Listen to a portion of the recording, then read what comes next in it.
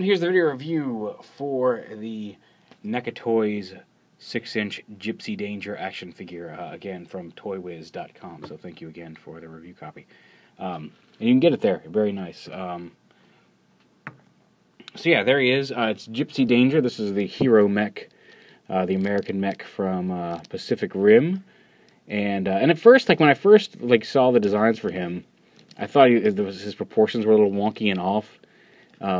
With the legs, and after seeing the movie, I'm way more into Gipsy Danger than I thought. I still think Striker Eureka, which is the Australian mech. And the reason I was confused in my last one is because like back in the beginning of May, somebody had posted a picture with some actual official pictures of a mech called Kaiju Crush, which was from New Zealand, which shared a basic kind of design with Gipsy Danger, and it turns out, looking at it now, I can tell that it was something made in the that Jaeger creator that is up on the Pacific Rim website. It's that same background and stuff, so it looked like it might have been an official mech, and now I know what I was thinking of, and that wasn't the case. So my fault. It was Striker Eureka, that's the Australian mech, and Kaiju Crush was a fan-made, or at least fan-made in the studio promotional pick for the Jaeger designer. From New Zealand, so that's where I was getting confused. So yeah, but here's the American Jaeger Gipsy Danger. Like I said, the main mech from the movie. And I saw the movie over the weekend, and it's totally worth seeing. I'm kind of sad that Grown Ups 2 made more money than it this weekend, because it was just so much fun, and you got to see it in the theater. Anybody who pirates that movie and watches it on a computer screen or a TV is doing themselves a huge disservice. It deserves to be seen on a giant screen in the theater with a rumbly. Oh my god, it was really awesome. I really enjoyed it. So when I first got it, I thought the proportions were a little off, with the long legs and the skinny torso. And looking at it now, now that I've got I can get a really good shot of the whole mech together, versus some of the promo shots and just scenes from the movie where half of it's underwater. It really makes sense as the American mech, because it kind of looks like a football player.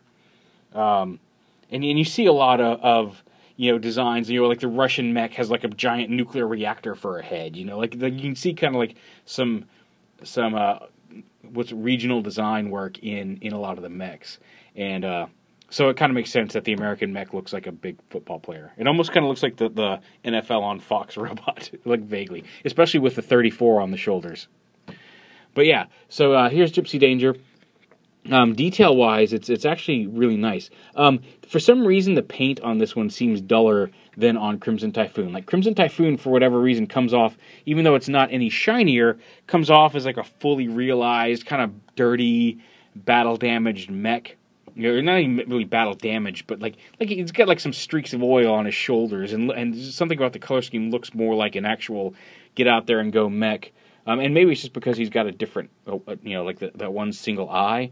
Whereas Gipsy Danger, the paint on it, there's very good paint apps, and there's quite a bit of paint apps, but it doesn't sell it to me as a big dirty mech the way that the Crimson Typhoon does. The visor is just a flat yellow, whereas in the movie, it's actually got almost kind of segmented, almost like a bug eye type detail going on, a lot of panels in it. And it's more of a reflective-y golden orange, which would be hard to do, admittedly. Not really hard to do, but would cost a lot more to do that expensive type of paint app on a figure this size. But yeah, but other than that, detail-wise, it's great. You can see a whole bunch of vents and the spinal plates back here, and just the look of the lower leg with the flaps here, and the pistons and the gears, and just everything going on back here in the back of the leg is really impressive. And it only has a joint, one joint here, even though it looks like it should have one maybe a little lower. But there's a joint here, there's a plate here. It does have a ball jointed ankle, but just due to the molding, it's you don't get as much range of motion, just because range of emotion. I'm so sad. No, anyway, just because of this little hangover piece right here, it can't move.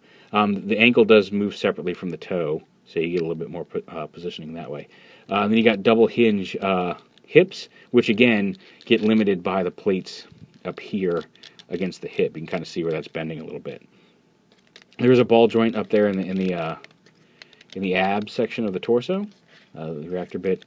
Then you got a ball joint on the shoulder, and then just a hinge elbow right here, and then ball jointed wrists, which give the wrists a good bit of motion. Again, limited by the armor plating, but actually a pretty decent amount of range for the wrist, regardless of that. And then the ball joint, the head's on a ball joint, but again, due to the collar, it's a little difficult to get much more than turning the head left or right. It doesn't move a whole lot within the collar. So yeah, I'm looking. I know the knife head figure is supposedly not superposable. I want it now just because I've seen the movie, and now I want everything from the movie. I will say, having seen the movie, I think Striker Eureka is my favorite.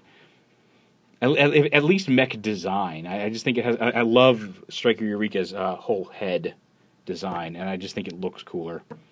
Where like Gipsy Danger is, utilitarian, all-purpose, definitely a badass, but it's kind of the blandest mech of the ones you see in the movie itself.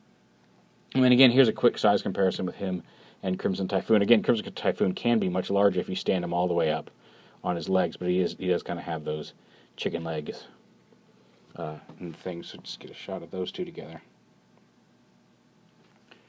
So yeah, they're if you pick them up at the right price, definitely worth picking up. Like I said, if you love the movie, these are fun. Like, I'm really looking forward to seeing the 18-inch Gipsy Danger now, just because like it's big, and like that's I think that's my biggest issue with the 6-inch scale of the Pacific Rim figures, is that these things are supposed to be huge, and their action figures are, like Springer is taller than him, and I want that scale. Like, I really want to see the 18-inch Gipsy Danger when it comes out, because I bet it's going to be awesome. And I wish they'd do more in that line. Like, I'd love to see at least one Kaiju and Striker Eureka in the 18-inch scale. But admittedly, that's because I am a little bit of a Striker Eureka fanboy at this point. So yeah, there is Gipsy Danger from NECA Toys. Again, thanks to Toy Wiz. And there's a link down there that you can use to pick up your own version of it if you can't find it at Toys R Us. I think that's the only place that's carrying them. I tried to go by Toys R Us on the way home from dinner tonight to get Knifehead, who was there the other day, and then they are all gone. So, which doesn't surprise me. There you go. NECA 6-inch Gipsy Danger.